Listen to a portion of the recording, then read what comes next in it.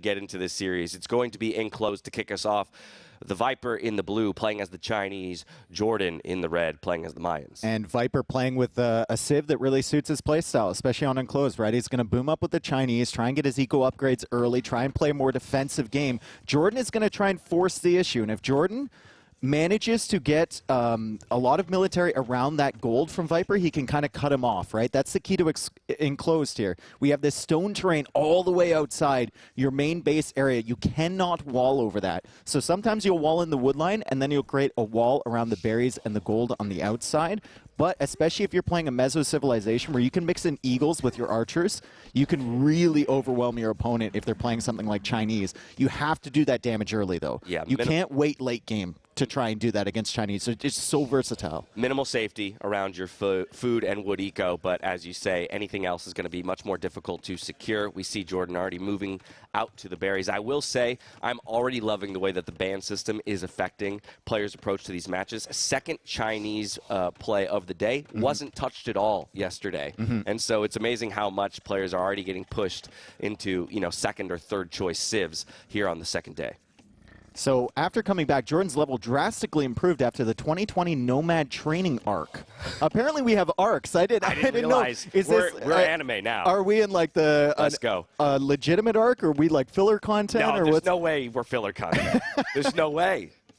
There's no way. Day 2, NAC 4, we're still very much in some kind of... I guess it depends on your perspective, too, because if Viper keeps getting swept in this tournament, it's definitely just filler. Yeah, then it is filler, him, right? Well, but then at some point he'll have to go into his training arc, and he'll have to have his Rocky moment. Yeah, with the music in the background and everything. Runs the whole bracket from 8th back up to 1st or something like that. I want to be part of that.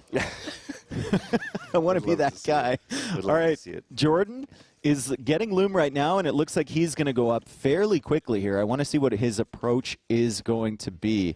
Is he going to go for the double range, or is he just going to go single range and start building up archers slower and then add in the Eagles as he goes? It looks like he's going to come forward here, but Viper's there with the scout. And that is just, that's just unfortunate. That's unlucky from JorDan. It's good for Viper to be scouting forward, but he could have gone to the other side as well. I actually love this, though, out of JorDan. The Vills weren't too far forward at that point, so he realizes, you know what, I've been scouted out. It's not a worthwhile forward. The forward doesn't work if he knows about it. So he's going to pull him back, and Viper's going to see that he's going out to gold. No surprise there with the Mayans that you're going to open with an archer range. And JorDan is going to have to build that archer range a little bit further back. Viper is also up about 20 seconds later than JorDan, but of course he has more villagers because of the Chinese. Now on this map, I think the Chinese start is a little bit easier than Arabia because you get the rhinos with 400 food per, and you get all of those water buffaloes, and you can push in some of the deer. So there's plenty of food to make up for that minus 100 you're starting out with. It's a really big adjustment for 9 villagers starting minus 100, but players have figured it out as they've gone with these builds and as they've got their practice in. Yeah, super smooth build order for the Viper. Only 23 seconds idle TC time to be 2 villagers up on his way to feudal. Will only get there 16 seconds behind JorDan. Okay, so Viper's still running around with his scout. He's waiting for Feudal Age to come in. Then he can take this fight, even with reduced HP. I think he should be able to win that. It's going to be close regardless. I haven't done the math. I'm not going to Someone get NASA on the line. We know the rules. And there's the archer range for JorDan. I'd be curious if he opens with a spearman. No, he opens with an eagle. Okay. So preparing to go. Both players have already scouted the fact that the other player is on gold, so they know the archer range openings will be the case for both. So wants to make sure he has an extra eagle to kind of deal with that. We've got the wood upgrade coming in for both players. The Viper will extend himself to the farming upgrade as well. Yep. And it's incredible that one of these players, they both got swept yesterday, right? Which is weird for these two. But one of these players is going to go down 0-2 after this set. It won't completely eliminate the possibility of them making it through, but it's going to eliminate the possibility of them making it through in the top 2, I think. So it's going to be really, really difficult for them to recover from that. They're just going to have to win out if they want to advance. Beauty of the Swiss system at this tournament is that, majority of players still make it through, but of course your placement largely matters for where you start within the bracket. You would love to get a couple round buys. First and second seed go all the way to the semifinals, straight out the gate. And that's why it's so valuable, right? And we have so many days of group stage, so I think that's earned. If you have first or second seed, like, you've put in the work. to get the results. As we see the blacksmith now coming up for both. JorDan is coming forward, and he's open skirm. He didn't open archers, right? So he's using his gold for the eagles, and he still only has 3 on gold. He's going to have the gold necessary for fletching. Whether he has the food or not is another question. But skirms is basically just a counterplay to the low numbers of military that Viper is going to push out here. And I got to wonder if Viper continues to invest into archers then at that point. We see fletching coming in, 2 more archers in the queue to make 4 total, but you're now building those into a counter unit. Yep. And the Eagles will be able to clear up the villagers if you get a good engagement against the archers, right? And of course, the Eagles are a good unit to transition into Castle Age, because if you keep them alive through the Feudal Age, you get to Castle Age, they immediately get upgrades, and then you can start massing and start snowballing like we talked about. Viper going for the big walls.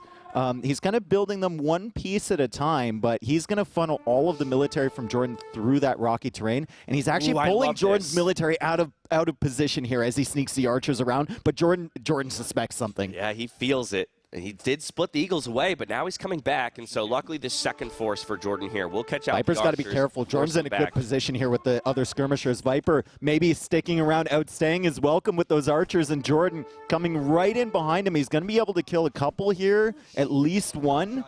Viper doing a good job, very active with that scout, pushing the Eagles away a little bit. And it's only going to be 1 archer going down. It is still 4 Eagles, though. I was going to say, plus, you've got the armor upgrade finishing for the Eagles just as we speak. And so, given the way that you cannot fully wall your base, JorDan has full permission to walk in, maybe harass the berries. It is Viper, though, and Viper has a stable now. So JorDan needs to back up. Like, the Eagles, even with the armor, the Eagles are an underwhelming unit in Feudal Age. The biggest advantage they're giving you, if your opponent isn't making skirms, which they're really good against, but other than that, the biggest advantage is that you can upgrade them once you're in Castle.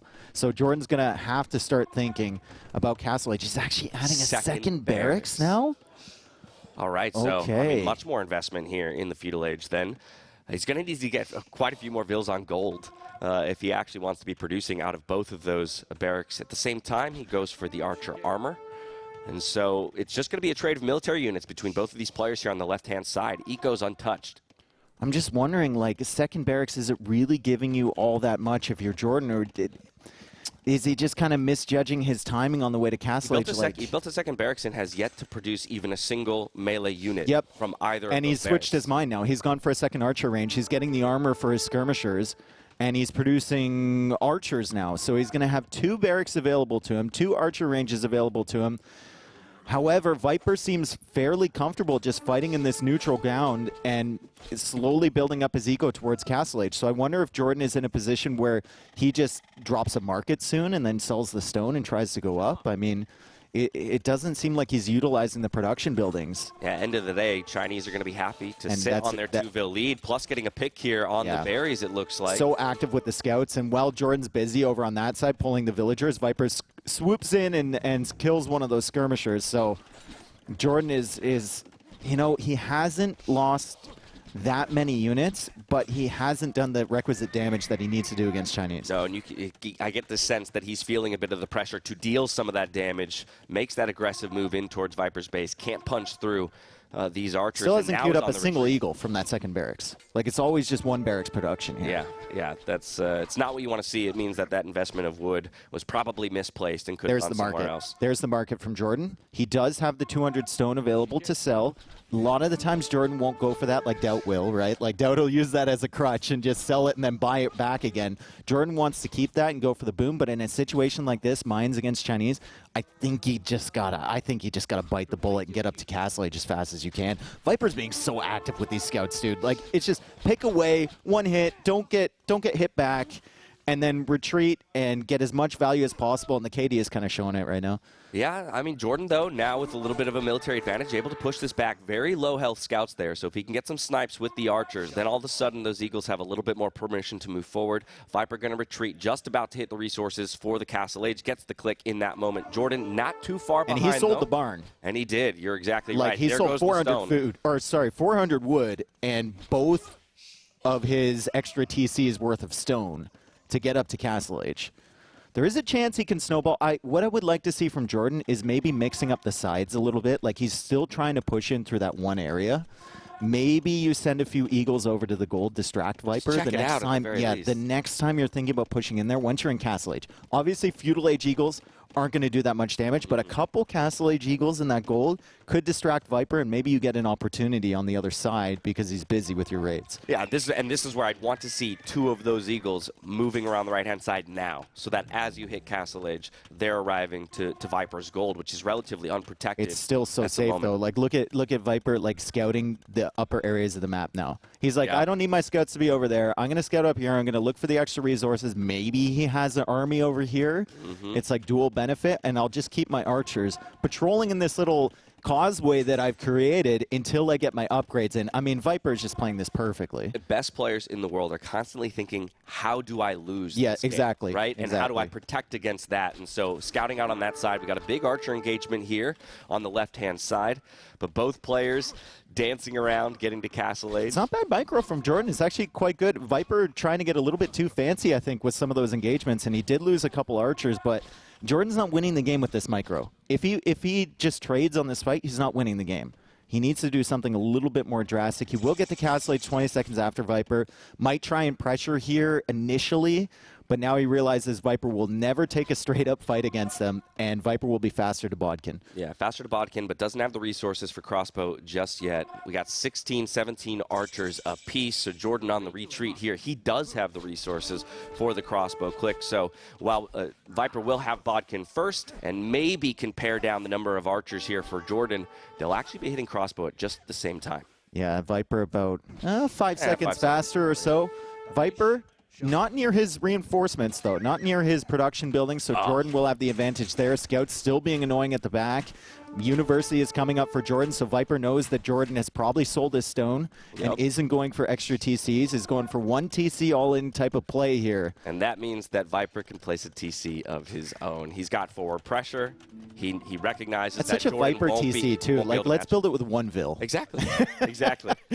I require all of these other villagers to be on gold currently, and I will also build a university. My techs are cheaper as Chinese, and I'm going to utilize that, and I will be around the same ballistics timing as you with my second town center, and I didn't sell my stone. Yeah, and credit to him, because look, he's kept his wood and his gold count at the bare minimum, which means he's actively producing. He really did need to keep 14 Vils onto gold, and so really heads-up play by him to make sure that he will eventually build a bigger eco lead, but he doesn't need to rush to that point. It's crazy because, like, you look at the KD, you look at what's happened so far, JorDan is playing amazing. Like, JorDan is not playing bad at all. He has 24 seconds of idle TC time with all of this happening behind. He's similar timings for the upgrades, but you're looking at the civs and you're thinking, Mayans need to do something. Mayans need to do something because the Chinese can add in things like the Knights, be very annoying at the back, and Viper is just microing his heart out at the front while JorDan can't be distracted by the raids, and there's 2 more villagers dead. There it goes. Yeah, it's a 4-0 eco KD now at this point, so while Viper does have more idle TC time, he's taking good engagements on kind of both sides of the map with ballistics, able to chase down a number of these crossbows from JorDan, and now we have a disparity of 10 in the KD. I'm looking at this and I'm thinking, like, it needed to be Eagles. That's what, like, against what Viper was playing, it needed to be Eagles, and it needed to be maybe more all in. That's the sense I'm getting, because right now you're just canceling each other out. And if you're canceling out against Viper and he's playing Chinese, that's not a win condition. Yeah, lucky to have this defensive hill here that JorDan can kind of camp. But oh my goodness. The runner in front, he does get nuked eventually. Too many clicks. Too many clicks from Viper. And JorDan, of course, had that hill, but Viper has the eco lead right now. And the more time they spend near JorDan's base and Viper not receiving damage, the better for him it is. And JorDan just can't deal with these Knights. It's a Knight or 2. And look, every time I look back down at Eco KD, it feels like another 1 or 2 villagers has fallen to those Knight raids. And so, again, Viper's happy to trade 1 for 1 in crossbow numbers as long as he's picking off villagers on the backside. The thing about Knights is they're so much stronger than Eagles, and you don't need to get any upgrades really in Castle Age to make them effective. Like, he's got bloodlines, he's got the armor. They would have still killed those villagers without bloodlines or the armor. Very true. And Viper can just easily send those around while he's fighting here and just reinforcing from his 2 ranges at the front. Now, JorDan has 3 ranges, so maybe there's potential for JorDan to out-pop. But we look at the eco setup behind from Viper. He's never had to be concerned about that right side. He's got 3 TCs here. He has ballistics, all of his upgrades. I'd like to see the wood upgrade come in for him, which I'm assuming we will see shortly. And now he's even adding a 3rd archer range, so he's going to match JorDan even more. 3rd archery range behind a 3rd TC, already with a 10 Vil lead. We've got Wheelbarrow coming in now, which is just going to accelerate that food eco a bit. JorDan just dropped a bunch of farms to finally match Viper in the farm count.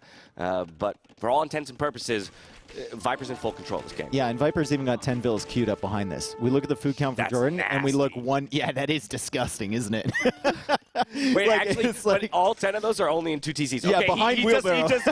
Yeah, exactly. Yeah. Well, he just got that final TC created, and he has berries nearby that he can take too. But like, we look at JorDan's food situation, right? It's looking pretty good. Like you said, he was queuing up more farms. As Viper even comes in with a scout and finds value with that and snipes the monk.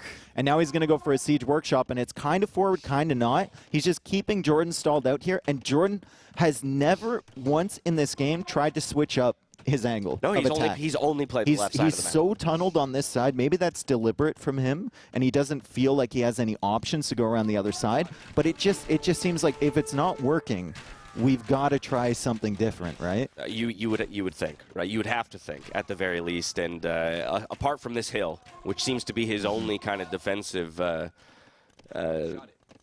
the word I'm looking for? Strength. Yeah. I don't know what else he can do. Again, he's still playing off of 2 TCs, so he has to know. He hasn't seen that 3rd TC, but he has to know that every second that passes, even Thumbering coming in from Viper, second that he falls behind. And Viper sending more scouts around the other side. He saw a monk. He's like, ooh, this looks nice. I wonder if he's going to make any more of those. And JorDan, he has a monk in the queue as JorDan now goes for his 3rd town center way later than Viper. Viper up at 78 villagers against 63 from JorDan. Eco upgrades are completely equal now. And JorDan is still just using this hill as kind of a crutch, but you're going to have to hope for the biggest mangonel shots of all time. Coming forward right now from the Viper. Will he find a shot here on these crossbows? JorDan, nice splits. But we have to target that mangonel down, otherwise it's going to keep and look firing. at the scouts from behind, killing the monk, and now they can come over and distract some more fire. And Viper seems very comfortable in this fight. He's going to try for another big shot. JorDan does micro down that mangonel, but Viper is carrying it through, and he's finally kicked JorDan off of that hill. JorDan was using that as a crutch this entire Castle Age, and now Viper has the better eco, more military, more momentum, and it's just not looking good for the German. Hill bonus be damned. He won that fight. Mangonel's coming out. That Mangonel, okay, forward for the Viper. Will JorDan be able to find a snipe on it? Does eject it? Even gets the split of the crossbows, looking to micro it down. JorDan trying to come over. Dies. Oh, and he doesn't get the repairs. Viper is playing on another level right now. Oh, and that hill's working against you now. It is. The hill's working against you. I mean, you still have the siege workshop there. Again, maybe you get a lucky snipe and you can start to turn things around. But Viper now going to stroll through the eco with these crossbows. Good numbers alongside ballistics means that your villagers are very, very vulnerable. And it seems like Jordan's out of ideas. Like he's just queuing crossbows. And yeah, he's tapped out. I mean, how are you going to beat that? You already have what I would say is probably a civ disadvantage there, mines against the Chinese, right? And then you have Viper, who plays like a brick wall of defense. And then if you don't pressure him, well, he's just going to come back and pressure you. And you're going to be on the back foot with a worse civ into the late game. It's just not... It's not tenable. I mean, in so many ways, Game 1 went to expectation and what we were talking about. Yeah. Because both players, similar strategic ideas. Viper's timing's just a little bit better. The cleanliness, a little bit better, right? And the order of operations that we were talking about, where he's getting a TC up with one villager, still gets a solid ballistics timings, things like that. It's crazy to see him matching timings of JorDan while also extending an eco lead. Yep.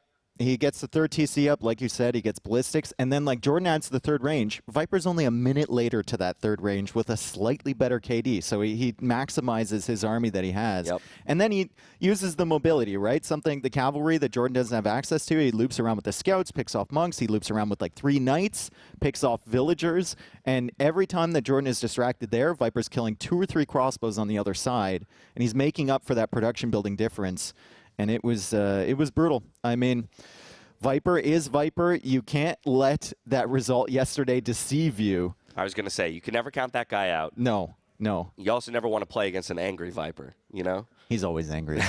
He looks calm on the outside. Like, even when he loses, people are like, no, Viper doesn't really care about... He's steaming, dude. He's mad. A very quick game one, though. And that's something to consider as well. Yesterday, Jordan's first game was our longest at the time. I believe one of our games today, that was the Portuguese game, for Yo was a little bit longer at this point. But that first game was definitely long. I actually kind of appreciate the early GG here when you know it's lost. Yep. Don't lock yourself into a long endurance-based game at that point. Well, I don't think he. I think in that situation, you know, all his lost. Production buildings were behind the main army from Viper. Like, there's and then Viper can just waltz on through with his siege and start attacking your farming and stuff. I think that one is just that's just a tap out situation. And the one thing I love about watching JorDan, like Viper is pretty focused. JorDan, he will let his face do the talking sometimes when you're watching him on land with the camera. It's very, very enjoyable. Yeah, and we haven't yet gotten to push-up Jordan. Oh, push-up? When he takes a break. I haven't seen push-up. Maybe we need to see push-up Jordan again. Yeah. Well, if you go down 0-2 in the series, I think maybe before map 3, you knock out 20 push-ups. A little injection of energy. Well, here we go. Frigid Lake. On to map 2, Frigid Lake. We're going to have the Viper playing as the Japanese in the blue. JorDan in the red playing as the Khmer. Now, the Japanese on this map can be very, very strong, right? You go out for the dock and you get the fish out early. But look at this. JorDan has gone out. No lumber camp. He's going to go out for the dock and he's going to send 2 villagers to start fishing there. So JorDan with the Khmer will be the first person to that dock. Viper's only sending out 1 villager. And that is a risk. If you have the 2 villagers out there, you can send your scout other places because 2 villagers without loom are more than enough to deal usually with the scout from your opponent in Dark Age. Viper will have to be worried about the safety of this Vill if JorDan brings the scout over here. Yeah, much more vulnerable to that scout. Drops the dock now, so a little bit later to the dock, in fact. JorDan having to stick onto the straggler trees, though, for now, because he did forego that early lumber camp in order to get the dock up nice and early. And the Japanese, I mean, they spend nothing for their lumber camps. I know it's still 50 wood, but it feels like absolutely nothing, right? And that's peanuts. It's such good synergy with the water play that we usually see from them, and now Viper is sending out that second villager. So his villagers are going to be safe there. That's fast food income from the fish, and the fish is really close to the dock. So we're going to see some pretty cool uptimes here from both of these guys, and I just wonder like what the discrepancy is going to be between the two of them, because even 30 seconds, 1 villager difference can make a huge difference in the time it takes for the first fire galley. Yeah, but look at this. JorDan pulled a bunch of his villagers off of lumber to go for more food, right? And so then he's down to just he's 2 still on he's wood. still no lumber camping right now. Exactly. He is living a no lumber camp life. This is going to be a lightning fast fetal age time. He's already clicked loom. He'll go up after this. And he doesn't even, the thing is, normally you can't get away with this with any other civ because you need that second Dark Age building. Right. The lumber camp or the mill with Khmer, you can do it. And this is a super tight build. So JorDan is up at an insane time here. 3 minutes and 49 seconds he clicked up. I know this is a 9 villager start, but... I mean, where's our stats? That must be the fastest click of this map. And we'll have to see what he can do with it. He's going to move out now for a lumber camp. Wouldn't be surprised to see some villagers move to gold maybe sometime soon if he wants to get a fire galley out and start harassing the fish of the Viper. Viper with the loom clicked now, so won't be terribly far behind on a fetal age timing. I just think, like, when I'm looking at JorDan's eco, he can afford, now that he's shifted so many to wood and he's built that lumber camp, he can afford to produce out of, like, 1 dock, maybe. I don't know if he can afford that second dock.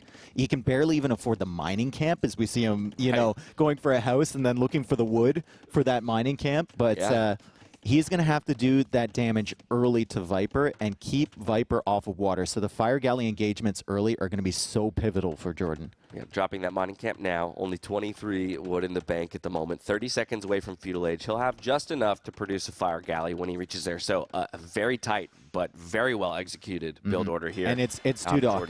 It's 2 dock for JorDan, or for Viper. So this is going to be difficult for JorDan. He needs to track this. The scout needs to see this. There's 3 fishing ships there from Viper. Fishing ships are going to give it away. They're going to drag the scout over there, so he sees it. Not too much of a surprise if you're in JorDan's shoes, but it puts a lot of pressure on you, right? Because you don't have the wood for that second dock yet. Yeah. You just got 1 fire galley queued, and the Japanese fishing ships are tanking so many hits from that scout. Yep. That said, it's an uncontested scout because the Viper hasn't hit Feudal yet, and so even coming out to repair the fishing ship. This is the obligatory moment where I would say you should open demo, and you could get an amazing demo. But, I mean, all the other pros here would look at me and say, no, you can't open demo. Yeah, but the upside of 2 Vill kills and 3 fishing ships. Yeah, but maybe I think you only open demo if you think you're the severe underdog. Yeah. So maybe there's an argument. Yeah, maybe. But it will be a fire galley at the very least. Viper being able to squeeze in double bid axe and get that wood upgrade. JorDan also dropping in archery range. So wants to make sure that he kind of goes for a hybrid military approach here. Just looking to put damage into the fishing ships. Never dropped a second dock, so it would be hard for him to fully contest water. And there's the archer range transition from JorDan. The demo is more for the villagers, not for the fishing ships, because Japanese fishing ships have more HP. But if you can get those 2 Vills, that's a massive opening, and it looks like JorDan doesn't want to contest water like consistently. Right? He's going for that range. He's spending the wood on that range, the wood on the archers, and he's only made 1 fire galley already. And the fire galley is just not going to be enough. Other than forcing Viper into 2 defensive docks, it's not going to be enough to do any damage to Viper's eco. The scary thing for Viper here, though, is his wood count. Needing to drop a barracks before he can drop an archery range to defend against any archers that might be coming in from JorDan. So if JorDan can get forward with 2-3 archers, he might be able to do some decent damage. Yeah, he needs to surprise Viper with that, though. Viper might be suspecting it here because he only sees 1 fire galley and only 1 dock from JorDan, and there's the uptime too. And he knows that JorDan knows he's Japanese, so it's not going to do any damage. While he can't spot the archer range, he has to suspect it's coming, and he's kind of walling towards his TC now. JorDan won't be able to run under that TC because he's only going to have like 2 archers. Yeah, 3 Vills to force up that archery range. Make sure he Viper, gets up in time. You could say he can't go for quick walls. If he had enough wood, he could almost dock the shoreline of that to quick wall to the TC. That would be sick. So nasty. So nasty. The repair here that's on the fire galley, a sick reposition from JorDan. He saved that fire galley 100%. Yeah, very much so. He is going to win the 1v1, so forces the first fire galley back. Now retreating back to the safety of his own dock as he's in a 1v2. He's not going to win that 1v2. No, not quite. But he might snipe 1 kill. Nope, very close. Nope. Oh, my goodness. 1 health for that fire galley. And the archers aren't doing anything. Viper had that. He had that spidey sense, right? He's like, something else is going on here. And he walled up just on time. JorDan is still harassing him, and I mean, he forced out the investment into the walls, and we can see Viper's wood eco looking a little bit strained at the moment as he's being harassed on 2 wood lines, but he already has the archer range, already has the blacksmith coming out, and he's not even going in skirms in defense. He's just like, yeah, I'm already on wood and gold. I'm just going to go archers, get my upgrades, and I'll be fine. And no fletching for JorDan means those archers are truly no threat. All they can do is kind of harass the 2 wood lines. In fact, Viper will be the first to snag fletching for himself. Has a few archers out onto the field already, and will be able to push back some of this pressure. Where do you go here if you're JorDan? Like, what do you transition into here? Your opponent's already fully walled. That's a great engagement, taking out the archer numbers early from Viper. It's just, other than harassing the wood lines, as he gets another archer, he that's did that good. Without fletching again. Yep. I mean, Viper already invested into fletching. JorDan going to click it now, so that's definitely going to feel good, and that's where it all begins, right? Is getting some amount of a military snowball, because it feels like if you fully conceded water to Japanese fishing ships, the eco game is lost at this point. You see a 6 eco lead, 5 eco lead for the Viper. Good spot by Vodka there. It feels like JorDan is kind of trying to commit back onto water. He's got 2 fire galleys inside that dock as he's still harassing the wood lines. And the harassment of the wood lines means Viper will have less wood to commit onto water. So maybe this is a planned strategy from JorDan. Like, I'm going to go water early, make him invest into water, and then I'm going to go land, make him invest into land, and then I'm going to switch back onto water. If he was truly interested in doing that, though, I would suspect we'd see a second dock soon from JorDan. Yeah, just 3 fire galleys garrisoned in that singular dock might be enough to push the Viper back. I think at this point it's all about your archer numbers. Because you've actually found the only 2 available wood lines here for the Viper. Thought about running through. Dude, I thought JorDan just grew some serious hair on his chest there as he was thinking about running under that TC. And you know what? There's an argument for it, right? There's very few villagers around that. You can't farm around the TC. All right, Viper. Oh, another archer pick. Sick. Wow, well done. I mean, yeah, the KD well in favor of JorDan. And again, on water, he has a 4th fire galley in production. It would give him the water advantage when he chooses to ungarrison those. And that could catch the Viper way off guard.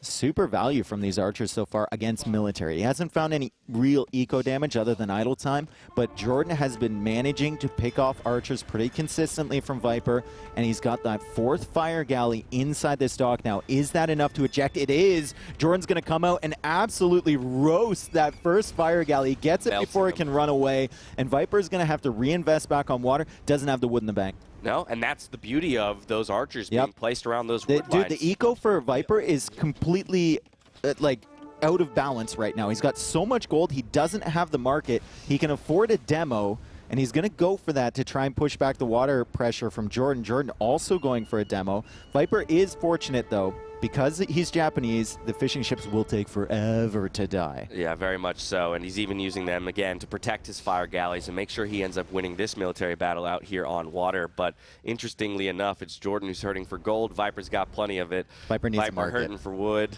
Yep. Viper needs a market even more than he needs Navy right now. The fishing ships can kind of keep his fire galleys safe if he has a repair villager for JorDan coming with a demo. There's he's going to get fishing one. ships. Oh, he didn't even Japanese, get a snipe on Japanese the fishing ships. And he might actually, he might actually win this engagement too with 1 fire galley. He is. If if Viper invests his wood into a market now, he can just go up to Castle Age. Yeah, second dock being dropped for JorDan. Brings a Vill out to at least repair this remaining fire galley.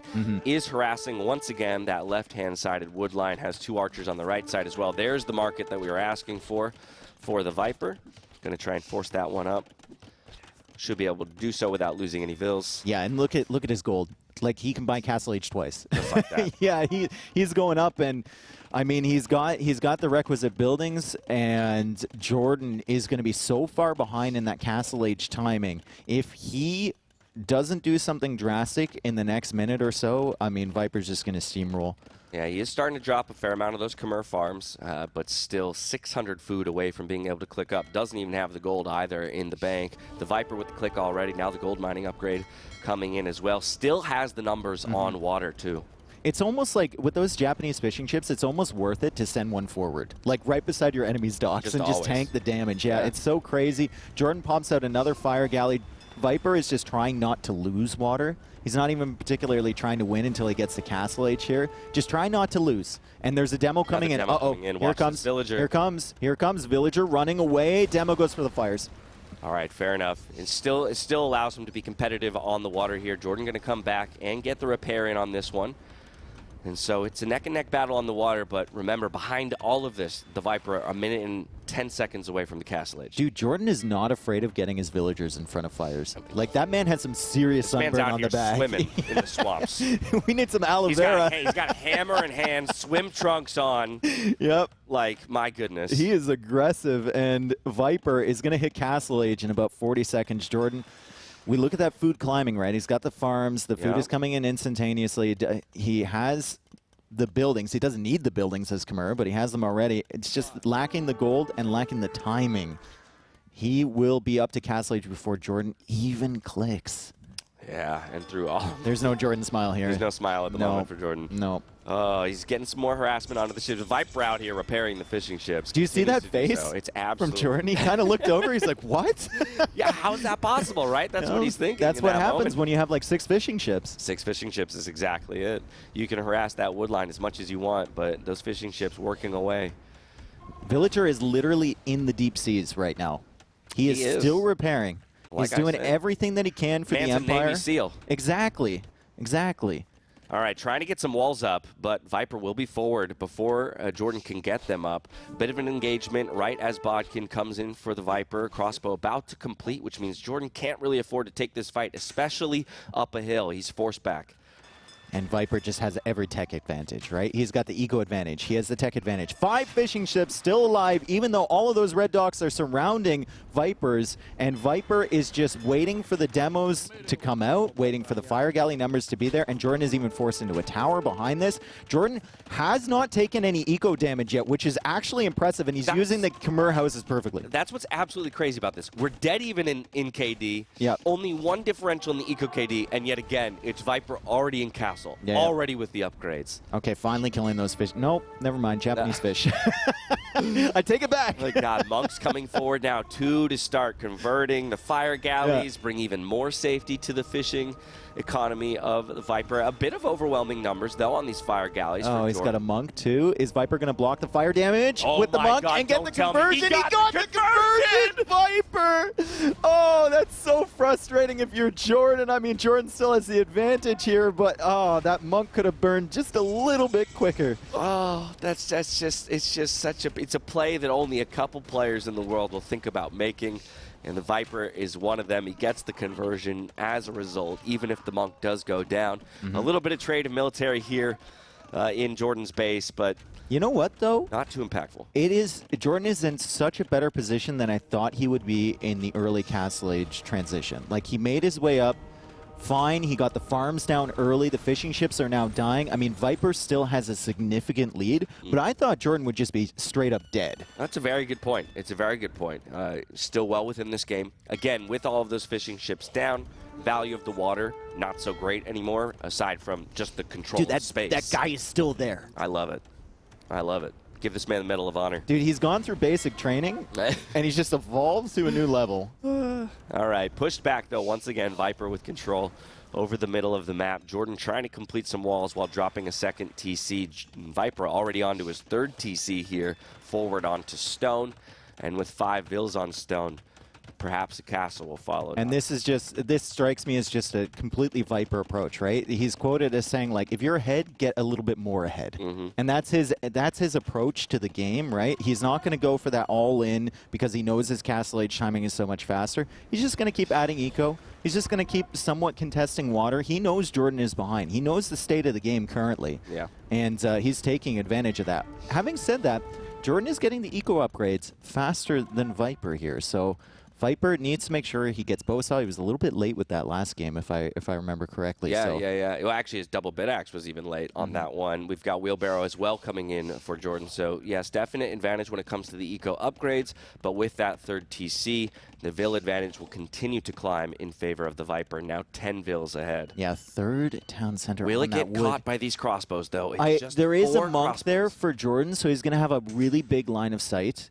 And I think Jordan can distract those crossbows if they angle inwards with that monk long enough for the TC to go up. It's difficult, though. Jordan doesn't see it. Oh, he sees it. He did see it.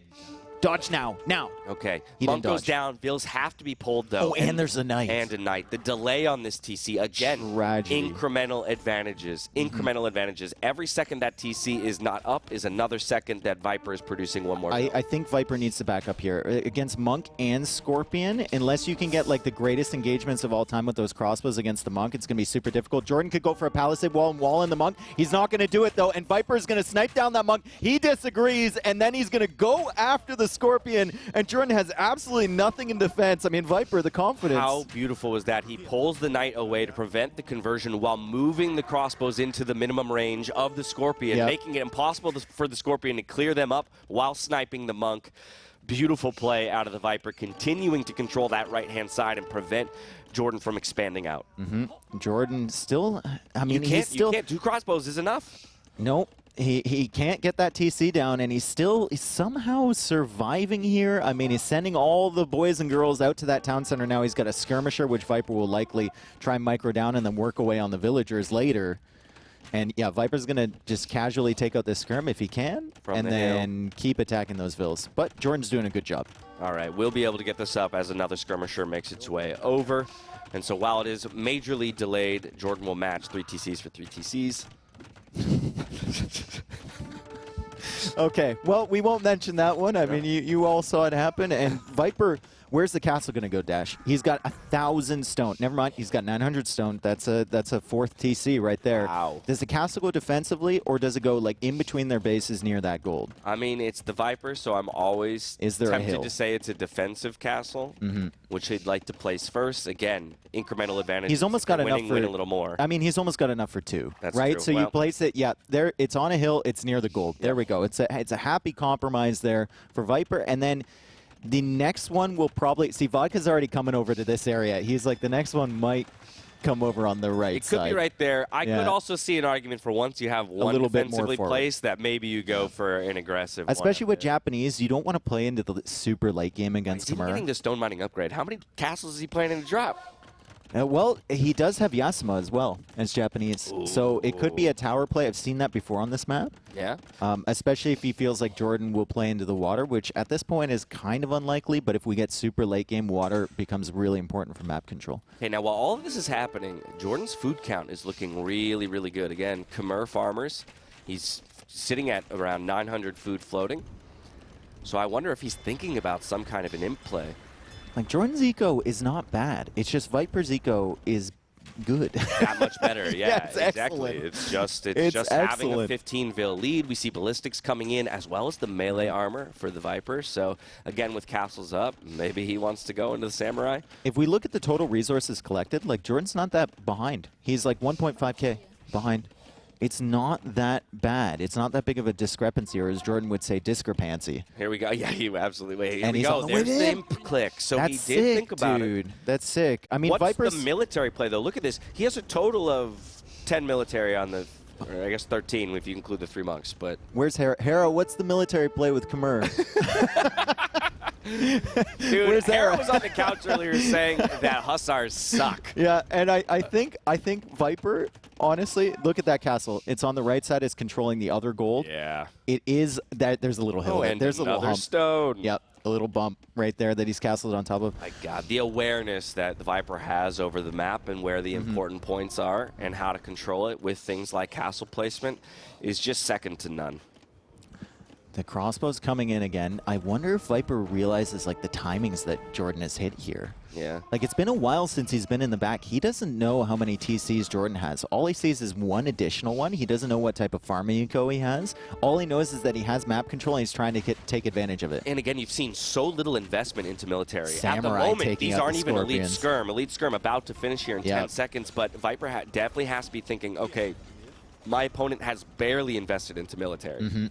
Now Viper is coming forward with some outposts to try and explore. He's also going into stone. One possible countermeasure to the Hussar raids, if they're coming in, might be Yasuma towers spread all around your eco. It could be something that Viper would consider. Viper's on the way to Imperial H now. He's queuing up some more Samurai, which is a unit we love to see. It's very rare to see that. Well, and they're amazing into skirmishers. Yep, So they're not bad into Hussar either. it's a good Right? point. Like, Khmer are going to kind of struggle if they're not playing into range units to defeat the Samurai. Right. If Viper has a big ball, and especially if JorDan keeps playing open like this, Viper can kind of stream them in one at a time. Yeah, so maybe a bit of a miscalculation here from JorDan to be so heavily investing into skirmishers when you haven't seen too many more range units. Well, I think he outside had of to just Viper. take risks, right? Like, Yeah. he's so far behind, he just kind of has to go up and just hope it works. Yeah, second armor coming in for the Viper. We did have Imperial Age just hit for JorDan. It's going to be Bracer plus Bloodlines. So, Skirm Hussar, possibly. Yeah. And there's the castle from Viper. He had two safer castles, and now he's going for a forward one, and JorDan's like, no.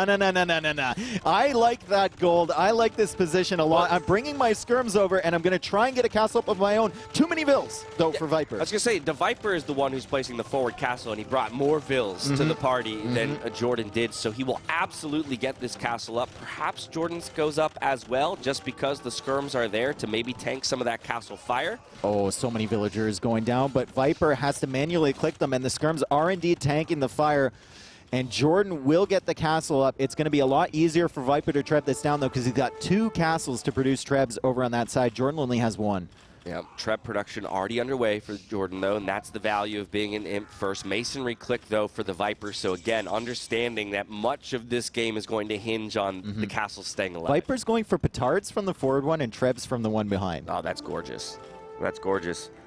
It's perfectly placed 1 tile away, so we'll easily get those petards to do damage. He's got 4 in the queue. Yeah, and he's fully focusing JorDan's attention over to this right side, but he still has the beginnings of a push over on the left side as JorDan is just trying to get his food eco sorted. And we look at where the food eco was for JorDan like 5 minutes ago. He had more farms working than he does now currently.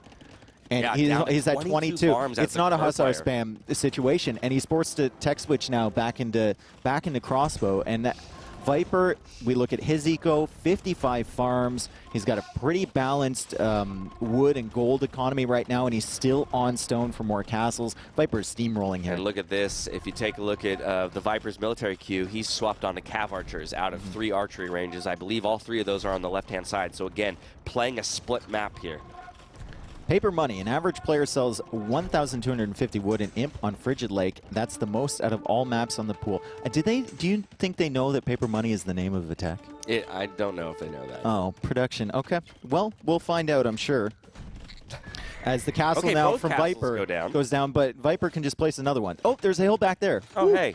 We can put a castle up on that one, and JorDan can't really extend that far with his trebuchets, and the samurai are still coming in on the other side. Viper is queuing up cav archers, and he's just getting all of his techs in right now.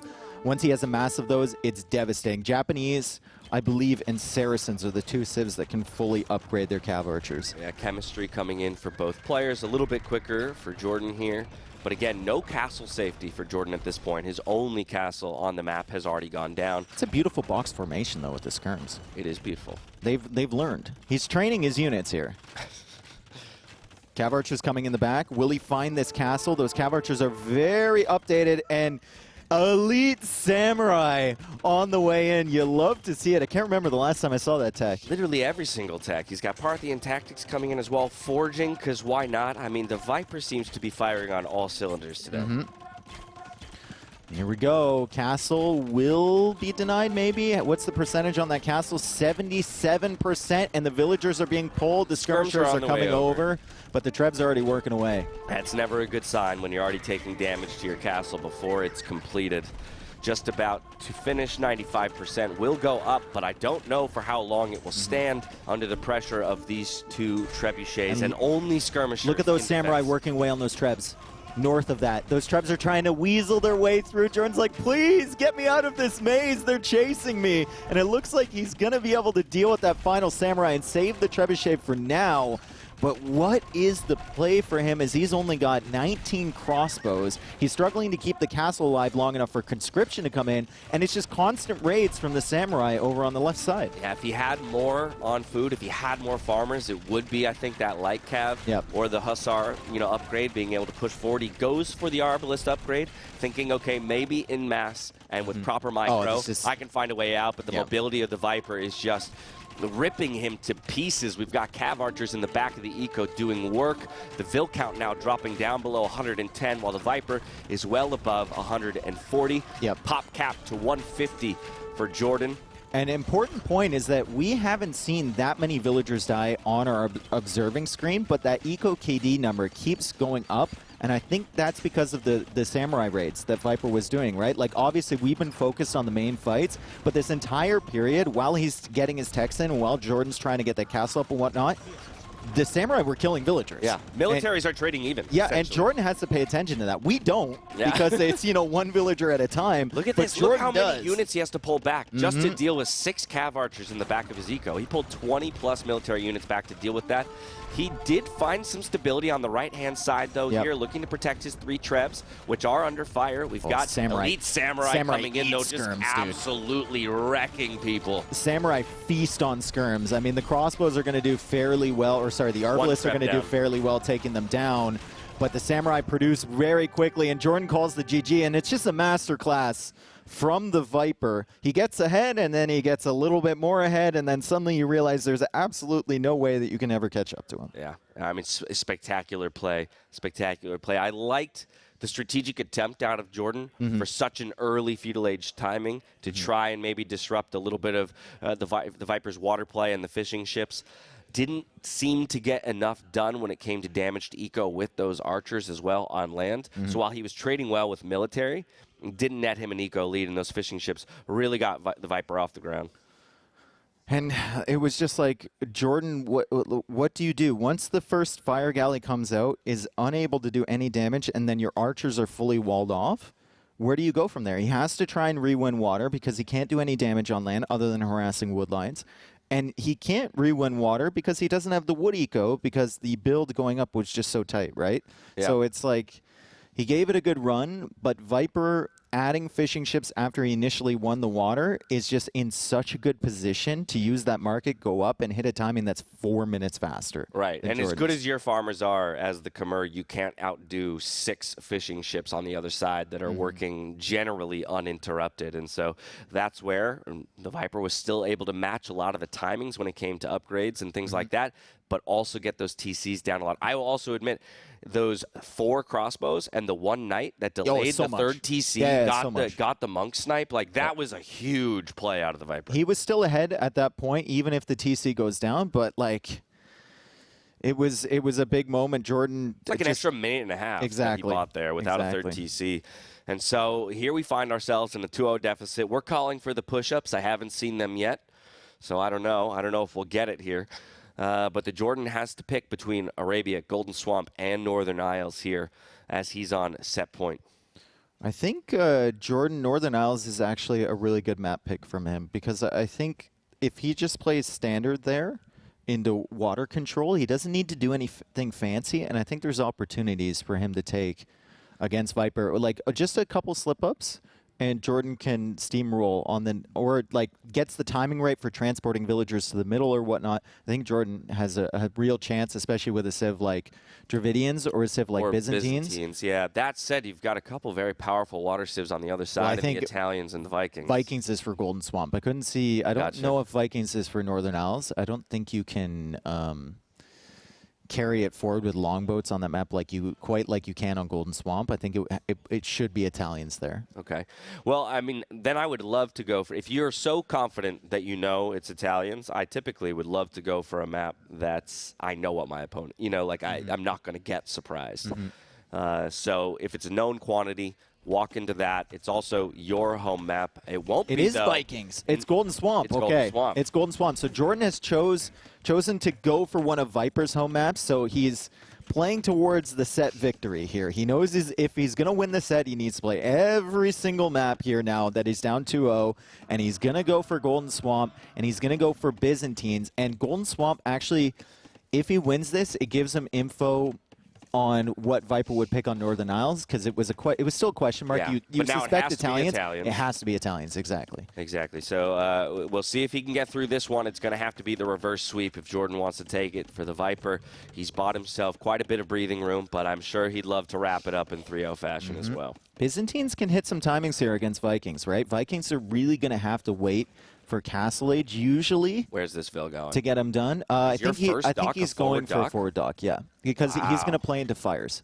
So if you play into fires and you have your dock all the way on the other side, I think it's better. Although this dock isn't even that forward. He might just be trying to hide it from Viper. Yeah, could be. I mean, again, if Viper comes forward to scout where you would naturally place your first dock and doesn't see it, he's going to immediately start adjusting his own play, thinking that you've gone for something a little bit wacky and out of character. So maybe this is a bit of the mind games here for JorDan, hoping to catch the Viper off guard. Also does mean that his production is just slightly further forward. It won't take as long for that first fire galley to make it to the fishing eco of the Viper. A lot of times with Vikings, we see people not even go for the dock initially. They go just play for a fast castle. Yeah, or they play into a drush, like a 2 militia drush to try and harass the fish, and then they go for a fast castle. And Viper actually has a wonderful map if he wants to do that. Look at the gold and the stones and the berries and everything. Wow, oh my goodness. What the? He's a few walls away from having half the res on the map locked down. Are you kidding? There's one house placed there. Yep. And then he's already going to have, the front of his base essentially walled up very quickly. My goodness. My man has a wonderful abode back there if he wants to create it. But he is scouting here, and he's looking for the dock from JorDan. We can see Viper's point of view. He doesn't see the villager, but he will now. And Loom just comes in for JorDan. He can't engage against that villager just yet, but he does see the dock position, and he sees the fishing ship in Dark Age there from JorDan, as JorDan now clicks up to the Feudal Age, and they're up around the same time. Around the same time, but one more fishing ship for the Viper. So a slightly steadier food eco. Dock hasn't been scouted just yet here for JorDan, but will in a moment. The problem here for Viper is he's going to have to stay away from these fire galleys for the beginning of Feudal Age, unless he just wants to play 2 fishing ships early, have a dock down, lose those fishing ships, and then re-engage in Castle Age. But he's going to have to be very, very careful of these Byzantine fires, especially if JorDan gets a forward dock right here, which I think is what he's planning. And we've got a Vill. Okay, second this dock. is such a good dock from JorDan. If he gets this up, this is such a good dock for playing fires. Walled it in, so he's guaranteed to get this dock up. It's just, does it come up in time, right? Does he have enough time to complete? I think he does. I think this is just perfect timing and perfect positioning there from JorDan. If you're going to play fires against galleys, I'm a little amazing. surprised in a second dock investment from the Viper once you've seen this, because as you just said, no, he placed that dock before that he saw the dock from JorDan. Okay. So yeah, and I think I would even consider he was going to canceling. play galleys regardless. And if you're going to play galleys, the least you can do is snipe the fish from JorDan, and you're going to need at least 2 docks to build up like the 2 or 3 galleys that you need, right? Sure.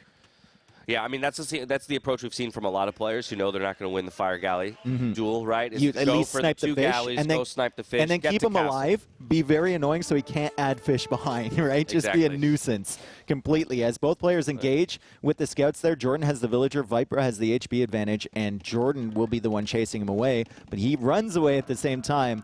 He's gone for fire galleys, as we know he would with Byzantines. Viper is queuing up 4 galleys behind, and he's just going to have to hope that his galleys have some incredible pathing, and they don't bump up too much against those trees, giving free hits for the fires. All right, first fire galley out, though, immediately putting pressure onto these fishing ships, so the Viper's going to have to run them away, but the galleys as well have gone undetected. Is he going to block with the scout and shoot with the galley? That'd just Don't even know if he needs to. No, he doesn't. He can just attack. There's a fire galley coming out of that dock, but I think it's quite late for JorDan. Yeah, I don't know why it's so late.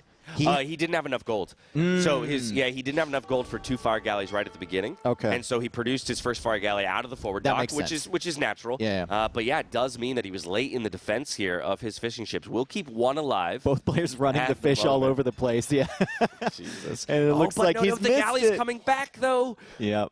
That fishing ship is a goner, but the fish from Viper will survive for the time being. Viper taking a lot of HP damage, though. Yeah, but JorDan is still hanging out around the docks. Demo rafts on the way out for Viper. Yeah, 4 galleys and 2 demo rafts. So could look for a little bit of a snowball here if he gets a couple good demo shots on those fire galleys. We've also got a blacksmith coming up as well, so he's going to be looking for fletching for even more potency.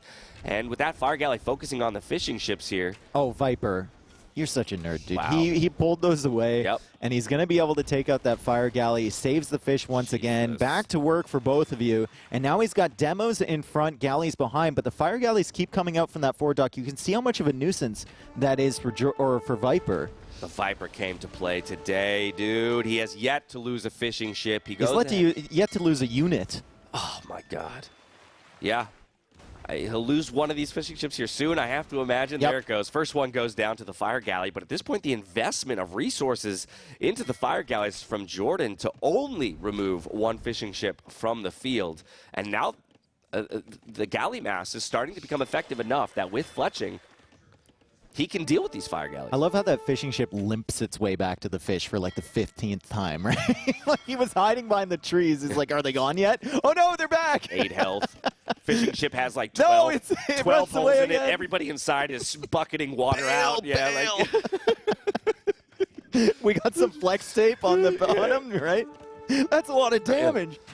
Oh, Lordy. I mean, but look at this. The galleys now effective enough at pushing the fire galleys away. JorDan can't even find the one remaining fishing ship.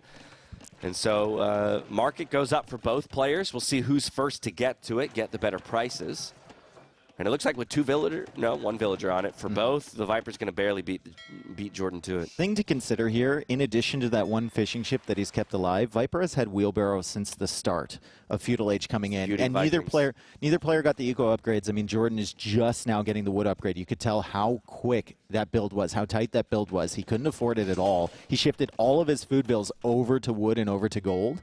And now he can finally afford it. And Viper, just classic Viking eco here. He goes for the market, and suddenly he's got tons of resources to think about clicking up to Castle Age. He's hunting for that fire, and he has found it. Yeah, sells but the JorDan, stone. oh, no. Okay, sells the stone. JorDan does the same. JorDan should have seen there that the Viper had already used the market because of the market prices, so he should be aware of the fact that the Vikings player probably will beat him up to Castle Age as a result. Yep, and it's pretty rare to see Viper in a situation like this sell his stone. I think he has done it in the past, but usually he likes to keep that around. Him and JorDan like to keep that stone just for the potential of booming behind, but you can tell the priorities from Viper. Like, get up to Castle Age as fast as you can. Either go for the War Galley research or invest into more longboats. I would suspect it's going to be War Galley, but Viper, I know, loves playing with longboats. Horse collar before double bid axe for the Viper. Well, it's because of his another round of farms. He might also think that he already has double bid axe. Yeah, that's a good point. Yeah. Maybe he might get it as soon as he early. gets to Castle Age, and then control or tabs over to the goes to get both lumber saw, camp. but instead gets double bid axe Yep. for the first time. Third dock, though, being dropped for the Viper on his way to Castle Age now. Minute and 20 seconds away. Well, he died. Yep. Okay. All right, And there's a kill. I mean, still, again, relatively even in the trades overall, but once again, we see the Viper just a few seconds ahead on everything. So it's a minute and a half difference between the two players when it comes to making it to the Castle Age. I will say, if this continues into late game, Byzantines will at some point start to have the advantage. They also can hit that sick imp timing, right, with the cheaper Imperial Age, and Byzantine fast fires are terrifying on a condensed pawn-type environment like this. There's nowhere to run. Yeah, it's kind of the reality of having a center island, right, is that you can pincer in those water fights. And so definitely if he gets a good surround with fast fire ships or something later in the Imperial Age, it can be something that swings it all. I like that outpost. I was going to say, both have the same idea. JorDan and Viper, the very similar play styles here. Viper will go for the outpost in the middle to keep track of anything that JorDan's doing. JorDan will likely go for, is it going to be like a monastery in the middle, another dock in the middle, an outpost in the middle? We don't know what's happening here. I imagine this villager was looking to put down a third dock. I actually love the idea of a monastery, but like longboats in production, and this is a very skinny island. The generation here on Golden Swamp can be many different things, and longboats are actually going to love this generation. And he did actually get double bid axe as soon as he got to Castle. There it is. He's like, didn't have that one. Alrighty. Okay. Yep. But he also got handcart. So his economy is going to be flying, and he sent 3 villagers to stone as soon as he clicked up when he sold that stone. So he will have the opportunity to go for a couple extra TCs. And the thing about Viking Eco is, like, you can be playing 2 or 3 TC, and you suddenly look at your res, and it's just skyrocketing out of control because of handcart being in so early. All right, follows it with Bowsaw, so he's going to match or even get an advantage in the wood upgrades as well. Triple TC being dropped here for JorDan, or up to 3 TCs, I should say. And so definitely wants to boom into it, probably understands that with handcart, Viper's Eco is going to be rolling. Yep, and he should understand that if he takes this to the late game and he has a similar eco to Viper, he will be favored in terms of his civ. Now, will he have the map control in the middle? Maybe not, but he can push out with a castle along the shoreline with docks producing fast fires. He has opportunities to take this back. He shouldn't be afraid of taking this to Imperial Age. Yeah, conceding the water for now. No more production for JorDan when it comes to those docks. She's just keeping them garrisoned so that the Viper has to respect the possible numbers that could come out if and when he chooses to ungarrison them. But instead, transitioning into that land eco is JorDan. The Viper as well now matching a third TC for a third TC. And Viper is just generally controlling water. JorDan's not really interested in investing anything there. He's going to put everything into his eco. Unfortunately for him, he has 3 villagers behind and his wheelbarrow and handcart behind. Yeah, it's pretty massive when it comes to how those farms will be generating and ticking up the food count for both players. Wheelbarrow coming in now for JorDan. He's got a couple villagers in the queue, and he's got, of course, 3 TC boom behind this. I want to know when JorDan thinks about going on to stone, because that'll give us a good indication of when he's thinking about going up to imp. He needs that castle to make the docks, right? Unless he wants to sneak villagers around to the sides and make some sort of, like, Now, speaking of, little sneaky dock locations, but Viper knows that this could happen. I was going to say, I mean, I love the idea. Okay, monastery being dropped. Like a smush? But Like the a siege? Viper should know that something, as long as he saw that and had plenty of opportunities with the amount of vision that outpost was giving to see it, but a monastery of his own being dropped, I don't see a ton of other movement here from the Viper that suggests he knows he's going to be taking pressure from the northern side of the map. I don't know if he consciously noticed the villagers up in the top there. Is he going to wall that relic in, I wonder? He makes a gate around the relic. You can't get it, but I can. I was wondering why he's putting the house there. The beautiful thing about that play right there is that even if JorDan now tries to take land army or military, it has to come by the water. It's in range of It's just a good place for a house. It's just wildly good placement JorDan there. Second will have monastery. an insane amount of vision. You see that? We were just on his point of view. Byzantines, they get free town patrol, and that is like a satellite, that outpost over there. Full vision on the land. He sees the edge of Viper's base with the market there, and he's going double monastery. It's just kind of like, what are you going to do without the siege involved there? What is the game plan here for JorDan with just one villager forward, double monastery? He's got okay, I thought that was a third monastery. No, that's a for barracks. A moment. That's a barracks. Ooh. Okay.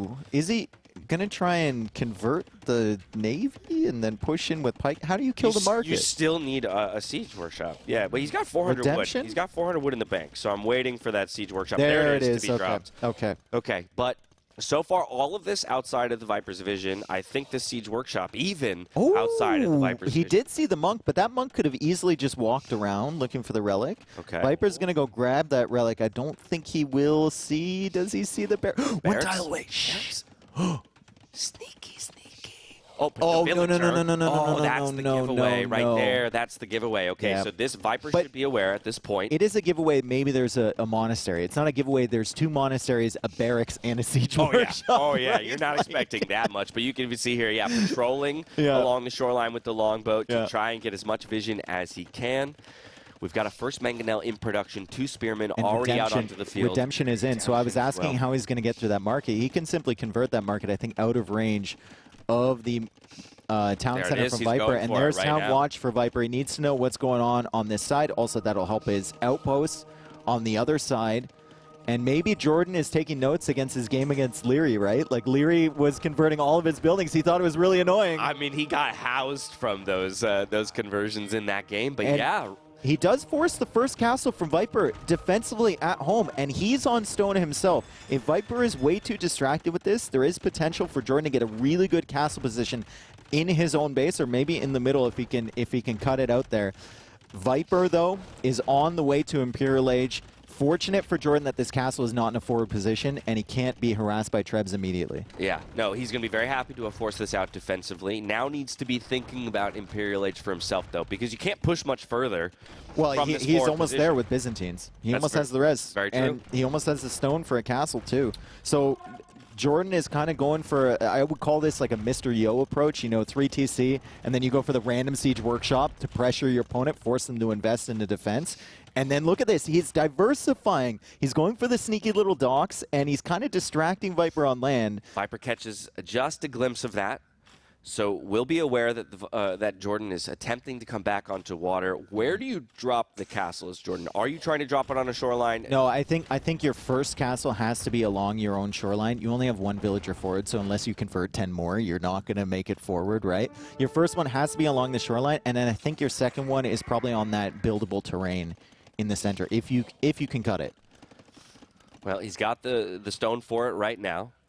We'll see how long he waits before he decides where to place it. Longboat harassing. It's in a very interesting place on the shoreline, and Viper is putting the castle right along the same area that I thought JorDan would place that castle, and that castle is going to go up a little bit later than his Imperial Age comes in, so he can't immediately go for Trebs, but that's a fantastic castle placement. He's also managed to deny the other dock from JorDan. I think JorDan has done a good job mixing up expectations for what Viper thought was going to happen this game with that forward, but he is now in a really rough position as Viper has discovered this castle as well, and he has the forward castle going down. Longboats can continue to harass these villagers. It's going to take a while for this castle to go up, and the unfortunate reality of this castle position is it doesn't protect you in attempting to treb down the forward castle of the Viper. And he's got to send more vills. And it's just rough because you put this castle here to try and be sneaky, except Viper was already over here, and Viper has a navy, and Viper's going to kill your vills, and more importantly, delay this.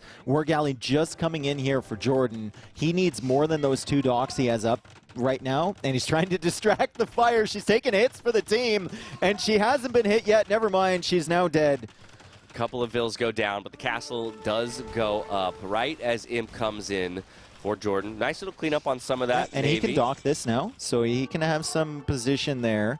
Fletching coming in for JorDan. He needs fast fire ship as well, so he can try and steamroll this back, but it's such a good setup. His eco is so exposed now because he doesn't have that castle in the defensive position. The Viper already teched in the crossbow. He's got chemistry and a Trev working away on that TC. And don't forget, JorDan needs a castle on that left side stat, and it's already too late. JorDan's, he's got his Stonevilles are very unprotected. He can't get out to that extra gold now.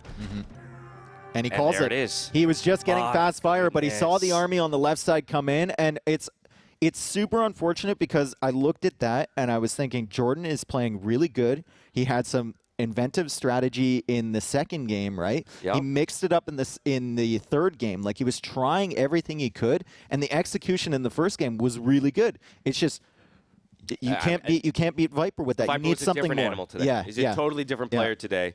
I think his approach was so steady in all of the games. And as we said, a lot of it was also just the awareness and scouting things at the right time. Again, the outpost to know that castle was going up, delay it for as long as he did, kill a couple of Villes. And while, yes, there was that sneak around the northern side, didn't accomplish too much. Right? All right, I lost my market, but I have a defensive castle up that basically nullifies that presence. I wonder if JorDan knew what his map looked like before he got that outpost up, because that wood line is just so hard to pressure, right? Yeah. If you want to go for a sneak like that, the other side would be way better. But JorDan might not have had scouting on the situation. I was almost hoping that JorDan's castle placement would have been a forward castle on that left Well, side. I mean, it was one villager, like I said. Oh, no, on the left-hand side. I mean, the left side, I mean, it would have been a YOLO play, without a doubt, right? Because you didn't even have military to support it. So if Viper had anything there, the castle's not going up. But there was a piece of me, to your point, that was the more vulnerable side of the Viper's base. Maybe that's where you go, and you can find it. But anyway, we have our winner on the couch there. Would you like to do? You are a professional interviewer slash host. That's strong words, but you have a resume. Sure, I'll dive over there. I'll dive over there. All right, we'll get Dash with Viper here. Excellent performance from him, and we are going to shift over to the couch to talk to our winner. Dash, take it away. Thank you very much, Dave. The Viper, 0-3 yesterday, 3-0 today. What changed? I think just felt better today. Things went better in general. I played better, drafted better, picked my civs better. It's just everything goes better. Talk to me as much as you can without giving away too much strategically. How different an approach it is to play against a teammate, somebody that you are that familiar with, somebody that you've gone through pick ban scenarios with and theory crafted on maps with. How much more mind games are there? Yeah, I mean, we have trained together for weeks now already for this tournament, so we kind of know everything the other want to do. So yeah, you pick a little bit of different civs and try to prioritize differently. And I trained one matchup in particular with TaToH that I thought would happen, just like right before we started with JorDan. So I was able to read him well, and yeah. Map number 1, Chinese into Mayans. You guys were pretty much in lockstep with each other. It felt like, though, that in each trade you would come out one extra kill ahead, or while you were trading evenly with military, we would always peek back into the eco on the other side, and there's a Ville snipe from a knight or something like that. These incremental advantages that you were finding feel so much the way that you normally play. But is that specifically something that you take as an approach against somebody who has a similar style to you? When you play against a guy that is pretty much a mirror of yourself, you have to take every single small advantage you can, right? And so you have to try and sneak a knight into the economy or something while like distracting him and take a better fight on the front and whatnot. So yeah, I mean, you try to just outperform him pretty much straight up. What did you think of JorDan's approach here on Frigid Lake? The really early uptime. I think it's a really good approach, and pressure was really good, but my map was just ridiculously good. Back berries, back gold. My woodlands were a little bit exposed, but still, I feel like the only reason I survived that game was because my map was just amazing. Yeah, it was a wicked amount of pressure. Obviously, the 6 fixing ships that you kept alive, a couple massive plays where you're microing ships in to get that that conversion there while still losing the monk. But I mean, at every single point, while it was a 3-0, do you felt like it was that dominant, if you know what I mean? No, for sure not.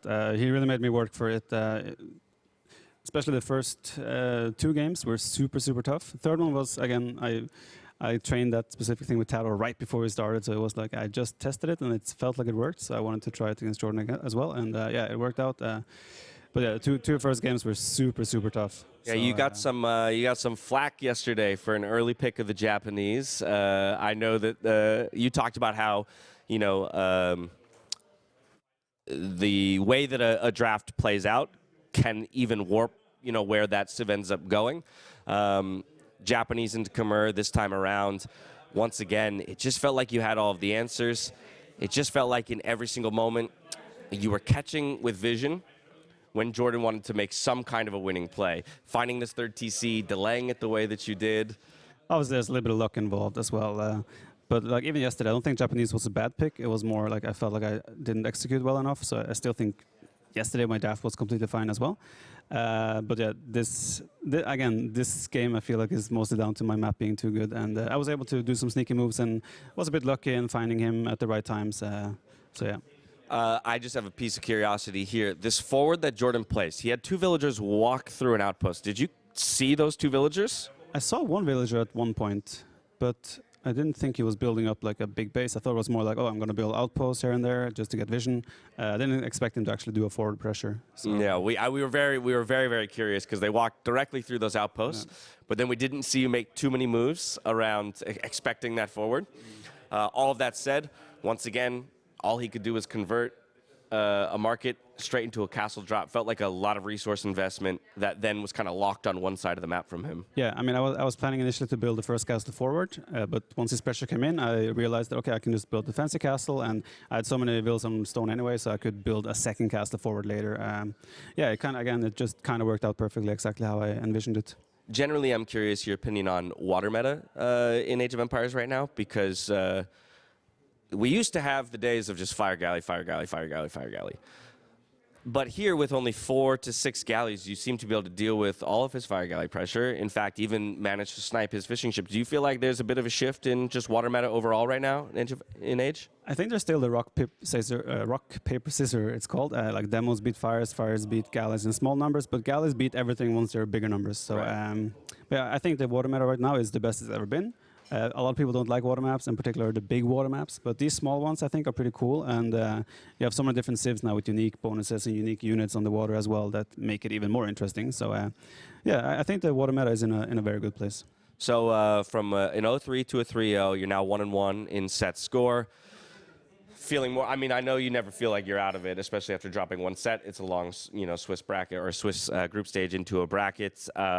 But what's the feeling right now after taking that set in terms of your likelihood of reaching that 4-1 that at the top of the day you said you're still gunning for? Yeah, I mean, I'm looking at the brackets right now. Yeah, it's not still where I want to be. Obviously, I want to continue climbing. We'll see who I get tomorrow. But for me now, I feel even more that I want to perform well, like even more motivated. Because you owe it to JorDan. Yeah, exactly. The better I play now, the more Buchholz JorDan get as well. I mean, again, JorDan, historically, losing to me and Liereyy is not necessarily bad for your Buchholz, so let's hope that it's the same story this time. Without a doubt. Okay, and you will be casting a set later? Yes. 4th set of the day? Last match. JorDan is actually going to cast now. Yeah, Jordan's casting with me. I'm about to hop right back onto the caster desk. Who are we casting? I don't remember. What's the next? Hera, Villese. Hera, Villese. What are you thinking there? Villese took you down just yesterday. Yeah, he clapped me yesterday, so he's looking pretty good. Still think Hera, I think stylistically, Hera is probably a bad match for Villese, because they're both very meta-oriented and just about execution, and I think Hera is probably slightly better on that. But who knows, maybe Villese has some good strategies up his sleeve, and I think it's going to be super close games nonetheless, and but in the end, I probably would have to favor Hera. 3-1, 3-2? Let's say a 3-2. I like it. I like it. I want more 5-game series on this one. All right. Well, thank you so much, TheViper. Congratulations on a dominant scoreline here in the second set.